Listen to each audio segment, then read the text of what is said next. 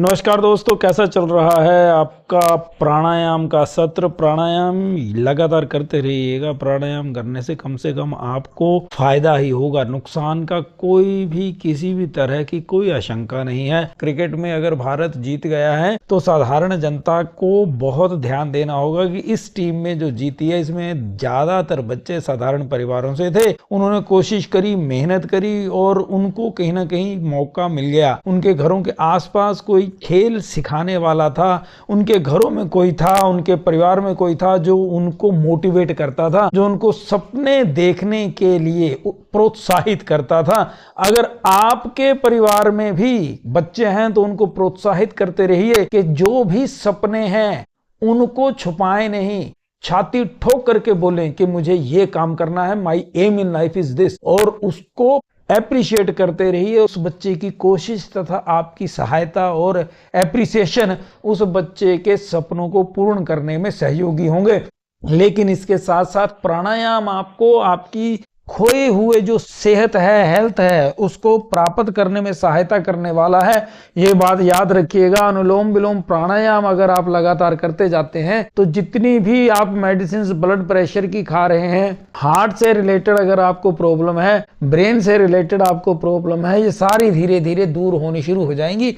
लेकिन इसका रूटीन बनाना पड़ेगा। 3 से 6 महीने आपको लग जाएंगे रूटीन को पक्का करने में, और उसका सुपरिणाम आप अपने ही जीवन में देख पाएंगे।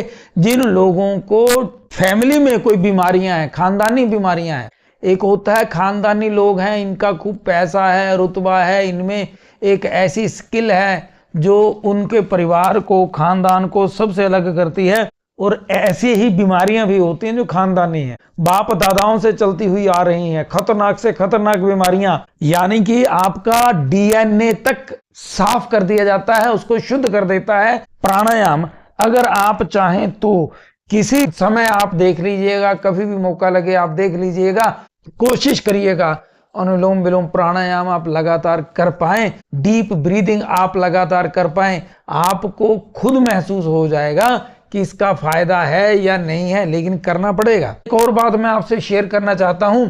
पिछले दिनों बड़ा हो हल्ला हो रहा था कि स्कूलों में बच्चों की डेथ हो रही है, पता नहीं किस कारण से हो रही है। सरकारी स्कूल ज्यादातर गांव में, मैं उसकी बात करूंगा कि स्कूलों के आसपास खेत होते हैं, उन खेतों में फसलें अलग अलग बोई जाती हैं, उन फसलों पे पेस्टिसाइड छिड़काए जाते हैं अंधाधुंध।